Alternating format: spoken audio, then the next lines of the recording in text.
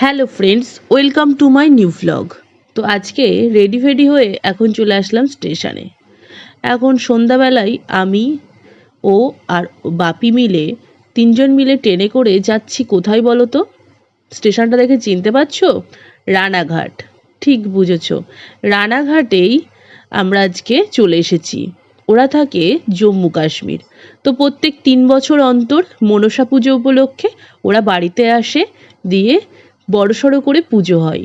তো আমার এই বাড়ি ফার্স্ট টাইম বিয়ের পরে এবারই পুজোটা পড়েছে, তো তাই চলে আসলাম মনসা পুজোতে। এই যে জেম্মাটা দেখছো, এই জেম্মাটাই দের বাড়িতেই এসেছি।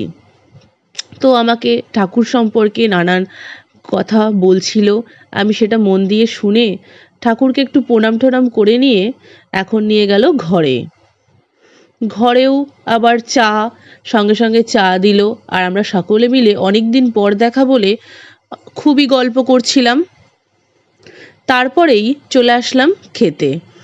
তো প্রসাদে কি কি আছে চলো তোমাদের সঙ্গে দেখিয়ে দিই এক ঝলক।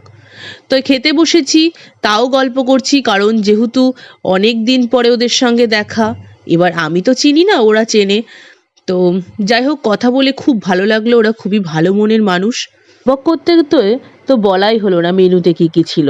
যাই হোক, তোমাদের তো দেখিয়ে দিলাম খিচুড়ি, ছেঁচড়া, ফ্রায়েড রাইস, আলুর দম, চাটনি, পায়েস, মিষ্টি। তো ভালোই লাগলো এসে, নাকি আলাপ পরিচয় হলো। তো এখন স্টেশনে চলে আসলাম, এখন হলো ট্রেন ধরবো, দিয়ে বাড়ি চলে যাব। তো আজকের মতো এখানেই ব্লগটা এন্ড করছি। ভালো লাগলে অবশ্যই লাইক কমেন্ট সাবস্ক্রাইব করে দিও। টাটা।